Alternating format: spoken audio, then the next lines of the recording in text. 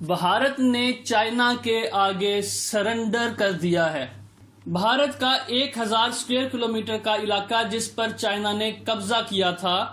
وہ علاقہ اب بھارت نے باقاعدہ طور پر لکھ کر چائنا کے حوالے کر دیا ہے۔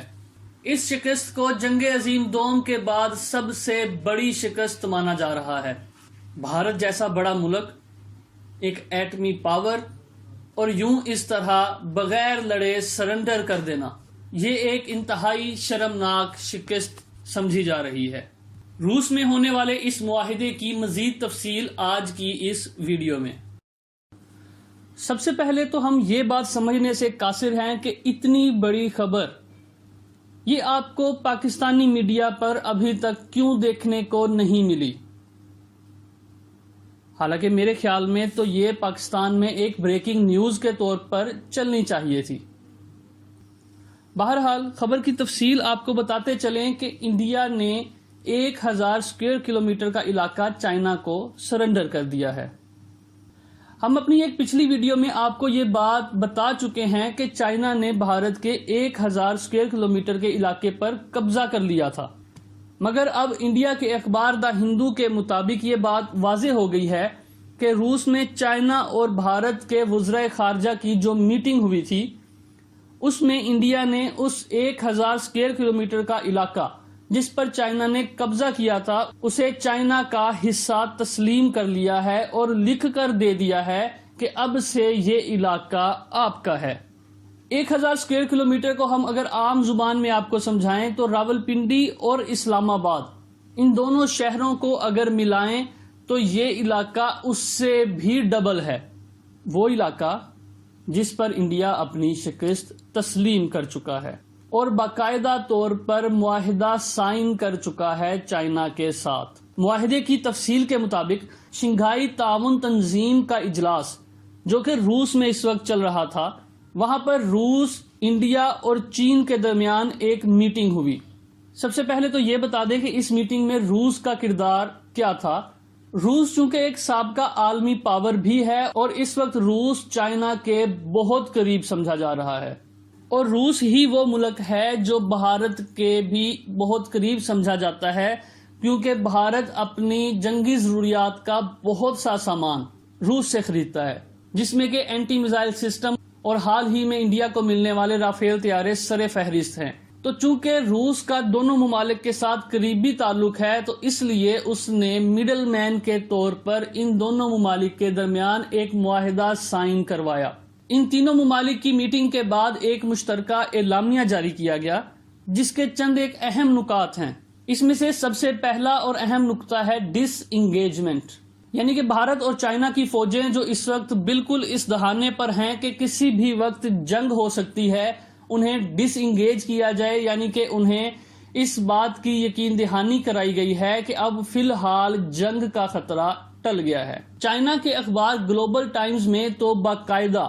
یہ خبریں بھی چھپنا شروع ہو گئی تھیں کہ چائنا اب جنگ کے لیے تیار ہے۔ اس اخبار میں بہت سخت الفاظ بھی استعمال کیے گئے تھے کہ اگر انڈیا پیچھے نہ ہٹا تو ہم جنگ کے لیے تیار ہیں اور اس مرتبہ انڈیا کو بتا دیں گے۔ دوستو، اپنی ایک پچھلی ویڈیو میں بھی ہم نے آپ کو بتایا تھا کہ چائنا اور بھارت کی جانب سے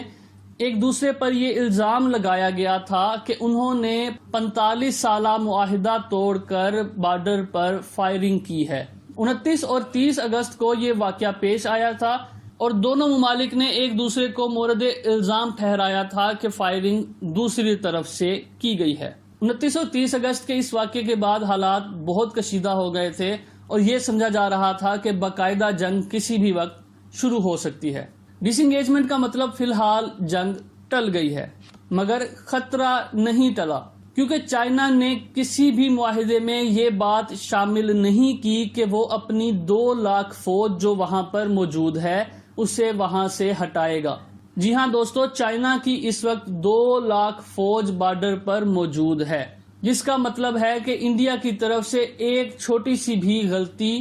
دوبارہ سے ان دونوں ممالک کو جنگ کے دھانے پر لے آئے گی۔ آپ کو ایک بات بتاتے چلیں کہ اس معاہدے میں تمام تر نکات چائنا نے اپنی مرضی کے شامل کیے اور اپنی مرضی کے منوائے۔ انڈیا نے جب یہ دیکھا کہ چائنا ہم سے طاقتور بھی ہے اور پیچھے ہٹنے کو بھی تیار نہیں ہے، تو انہوں نے بہتر یہی سمجھا کہ یہ علاقہ چائنا کو دے دیا جائے اور اپنی جان چھڑوا لی جائے، کیونکہ اطلاعات یہی تھی کہ بھارتی حکومت کے سینئر لوگوں نے بہت پہلے ہی مودی حکومت کو خبردار کر دیا تھا کہ ہم چائنا کے ساتھ جنگ کسی صورت افورڈ نہیں کر سکتے۔ اسی معاہدے کی ایک دوسری شک بھی ہے جس کی وجہ سے ہم یہ آپ سے کہہ رہے ہیں کہ جنگ کا خطرہ نہیں ٹلا،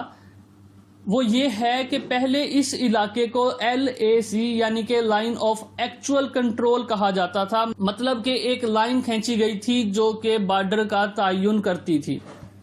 مگر اس معاہدے میں LAC کو ختم کر دیا گیا ہے اور اس علاقے کو بارڈر ایریا ڈکلیئر کر دیا گیا ہے۔ بارڈر ایریا کا مطلب یہ ہے کہ اب فی الحال ان دونوں ممالک کی کوئی مخصوص حد بندی نہیں ہے۔ دوستو آپ کو یہ بات بتاتے چلیں کہ یہ وہ علاقہ ہے جہاں پر ایوریج ہائٹ 12,000 فیٹ ہے۔ جن لوگوں نے دیکھا ہو یا وزٹ کیا ہو تو پاکستان کا خنجراب پاس 14,000 فیٹ کی بلندی پر ہے، تو آپ خود ہی اندازہ لگا لیں کہ اس کی ایوریج ہائٹ 12,000 فیٹ ہے، جبکہ کچھ چوٹیاں 21,000 فیٹ تک کی بلندی پر بھی موجود ہیں۔ یہاں پر سردیوں میں درجہ حرارت -30 تک بھی جاتا ہے۔ تو موجودہ صورتحال یہ ہے کہ جب یہاں پر برف پگھلے گی کے بعد دوبارہ سے سرحد کا تعین ہوگا، جو کہ دوبارہ سے ایک مرتبہ تنازع کی صورت اختیار کر سکتا ہے اور جنگ کا خطرہ بھی بن سکتا ہے۔ اس حوالے سے تازہ ترین اور مزید اپڈیٹس کے لیے